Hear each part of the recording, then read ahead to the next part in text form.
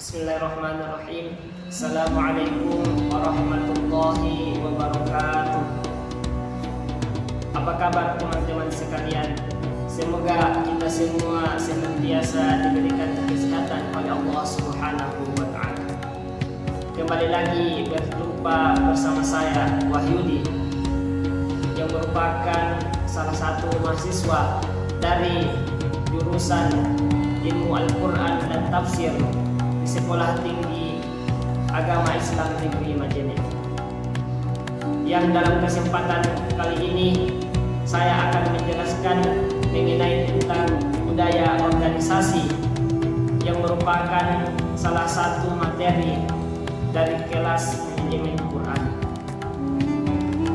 Baiklah, sebelum kita masuk kepada budaya organisasi itu sendiri, terlebih dahulu kita harus mengetahui definisi daripada budaya dan organisasi itu. Menurut Grefes, budaya merupakan produk konteks pasar di tempat organisasi. Yang dimaksudkan karena pasar merupakan tempat perekonomian masyarakat, sehingga di pasar tersebut antar pedagang membuat sebuah komunitas untuk memaksimalkan daripada produk-produknya tersebut. Kemudian budaya merupakan produk struktur dan fungsi yang ada di dalam sebuah organisasi. Dan budaya merupakan produk perjanjian psikologi antara individu dan juga kelompok.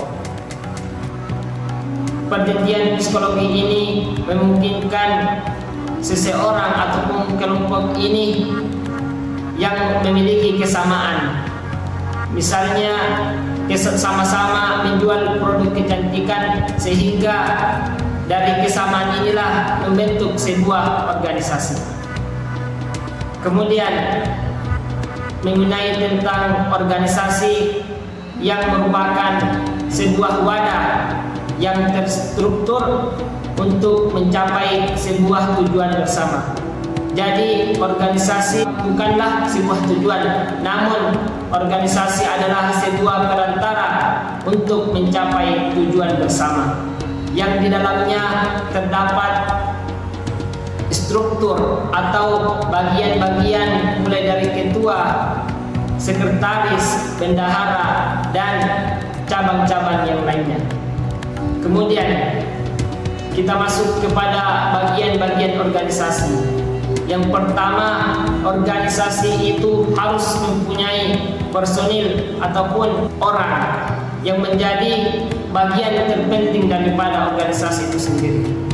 Organisasi itu tidak akan terbentuk jikalau tidak terdapat orang-orang di dalam sebuah organisasi itu. Kemudian yang kedua yaitu adanya kerjasama tim. Kerjasama tim ini yang menjadikan organisasi itu dapat berjalan dengan baik. Tanpa adanya kerjasama, maka organisasi tersebut tidaklah bisa berjalan dengan semaksimal mungkin. Kemudian adanya tujuan bersama. Jadi sebuah organisasi itu tidaklah dibentuk dengan tidak adanya tujuan. Nah, tujuan inilah yang menjadikan organisasi itu dapat senantiasa berjalan dengan baik. Kemudian adanya lingkungan yang mendukung. Dan yang terakhir, adanya sumber daya alam. Adanya bahan-bahan atau alat-alat yang bisa mendukung untuk berjalannya organisasi itu dengan semaksimal mungkin. Kemudian kita masuk kepada pengertian daripada budaya organisasi itu sendiri. Jadi menurut Robbins dan juga Jack, bahwasanya budaya organisasi merupakan makna bersama yang dimiliki sekelompok orang dalam sebuah organisasi dan yang membedakannya dengan organisasi yang lain. Dengan adanya budaya organisasi ini, sehingga antara satu organisasi dengan organisasi yang lain itu dapat terlihat perbedaannya. Karena tidak ada organisasi yang sama, yang satu dengan yang lainnya. Kemudian kita masuk kepada unsur-unsur pembentuk daripada organisasi itu sendiri. Yang pertama, budaya organisasi itu memiliki lingkungan usaha. Jadi lingkungan usaha ini dimungkinkan adanya usaha-usaha yang memiliki kesamaan, misalnya sama-sama di bidang keagamaan, di bidang pendidikan, maka lingkungan itu haruslah memiliki adanya kerjasama di antara usaha-usaha itu sendiri. Kemudian adanya nilai-nilai atau values daripada budaya itu sendiri. Jadi dari nilai-nilai inilah sehingga budaya itu dapat senantiasa terlaksana. Budaya organisasi itu akan senantiasa bertahan dengan nilai-nilai yang terkandung di dalam organisasi itu. Kemudian adanya panutan atau keteladanan yang menjadi patokan di dalam sebuah organisasi itu untuk menjadi contoh daripada anggota-anggotanya untuk menjalankan daripada perintah-perintah telah diperintahkan oleh atasan-atasannya. Kemudian adanya upacara-upacara ataupun tradisi-tradisi dari sebuah organisasi ataupun adat istiadat yang menjadi kebiasaan daripada organisasi itu sendiri. Kemudian adanya jaringan, karena jaringan inilah yang menjadikan organisasi itu semakin besar dan semakin luas cakupannya. Kemudian kita masuk kepada nilai-nilai daripada budaya organisasi itu sendiri. Budaya organisasi memiliki 7 nilai. Yang pertama yaitu inovasi dan juga pengambilan risiko. Jadi sebuah organisasi itu haruslah membuat inovasi-inovasi yang baru untuk menjadikan organisasi itu semakin berkembang. Maka perlu adanya inovasi-inovasi sehingga organisasi itu tidak vakum dengan kegiatan-kegiatan yang sifatnya monoton.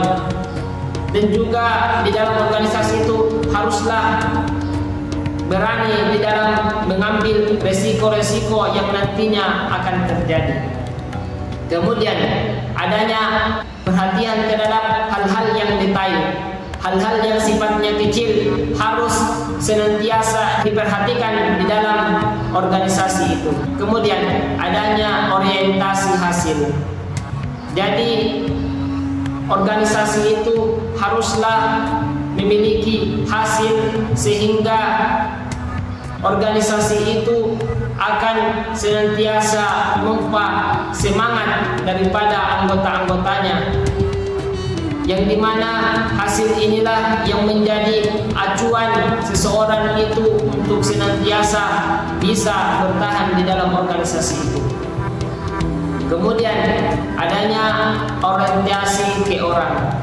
Orientasi ke orang ini kita melayani, kita berorganisasi untuk bisa bermanfaat kepada orang lain, untuk bisa terjun ke masyarakat jikalau masyarakat ini membutuhkan sesuatu. Kemudian adanya orientasi tim. Di dalam organisasi tidak boleh, tidak serta-merta ketua itu hanya bertindak dengan sendirinya. Maka di sini perlu adanya kerjasama tim sehingga organisasi itu akan senantiasa dapat dijalankan, akan senantiasa mendapatkan kekuatan sehingga apa program-program yang telah disepakati akan senantiasa berjalan dengan baik. Kemudian adanya kemantapan.